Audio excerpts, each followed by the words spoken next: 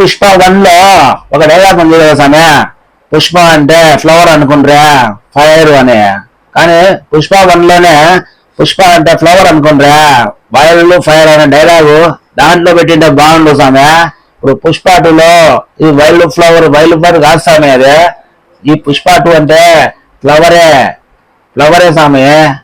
ఈ పుష్ప సినిమాకి 3/5 ఎక్కువ సామె. అసలు పుష్ప 2 ఏముంది పుష్ప 2లో? పుష్ప 2ని ఎవడు ఎక్స్పెక్ట్ చేసినా ఏం ఎక్స్పెక్ట్ చేస్తాడు? షెకావత్ కి పుష్ప 2కి ఎలా ఉంటుంది ఫైటింగ్ అనేది అందరూ నువ్వు కానీ నేను కానీ ఎక్స్పెక్ట్ చేసింది. కానీ సినిమాలో అలా లేవు. అదొక టామ్ అండ్ జెర్రీ ఆట ఉన్నట్టుంది. టామ్ అండ్ జెర్రీ అంటే పిల్లి ఎలుకలు కొట్లాడతాయే ఆ టైప్ లో. మంగళం సినిమా క్యారెక్టర్ ఎందుకు కూడా అర్థం కాలేదు. అసలు పుష్పలోనే చనిపోవాల్సింది, చంపేసింటే సరిపోయింది సునీల్ క్యారెక్టర్ ని. ఇప్పుడు మళ్ళీ పుష్ప 2లో ఎందుకు పెట్టినారు అర్థం కాలేదు సామె.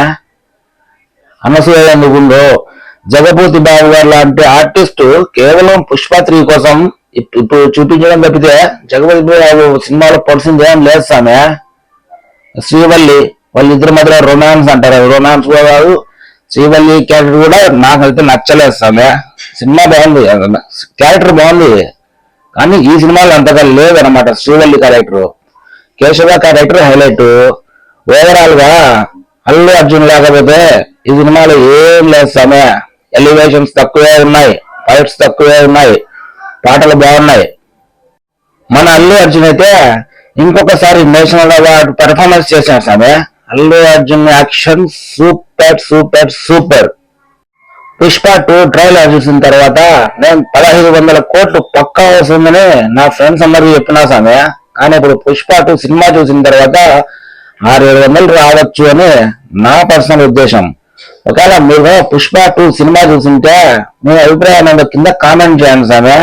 పుష్ప 1 క్లైమాక్స్ లో షెకావత్ కి పుష్పకి పడిన ఫైట్ సీన్, అక్కడ జరిగిన మాటలు అసలు పుష్ప 2లో ఒక యుద్ధాన్ని కల్పించేలా ఉండాలి సామె. కానీ అంత లేదు. అతను ట్రై చేస్తా అంటాడు, పుష్ప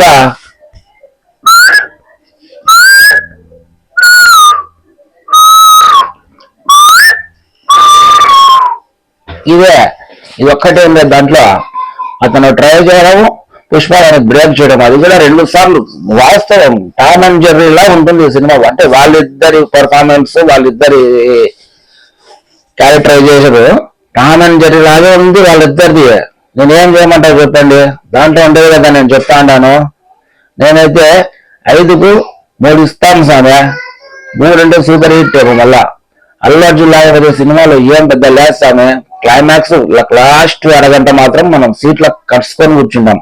ఎందుకంటే వాడు ఒక ఫైట్ వస్తుంది. ఆ ఫైట్ తర్వాత వాళ్ళ ఫ్యామిలీ సెంటిమెంట్ సామె.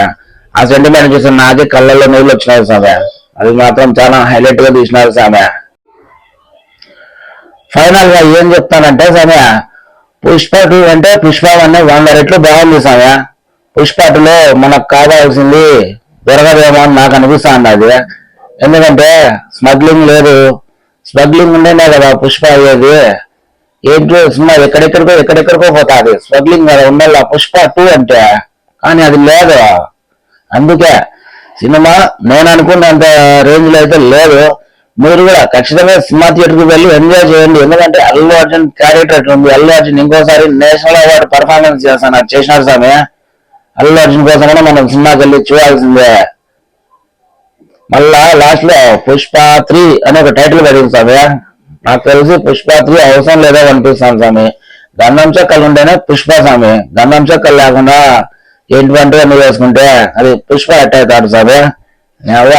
తగ్గేదేలే.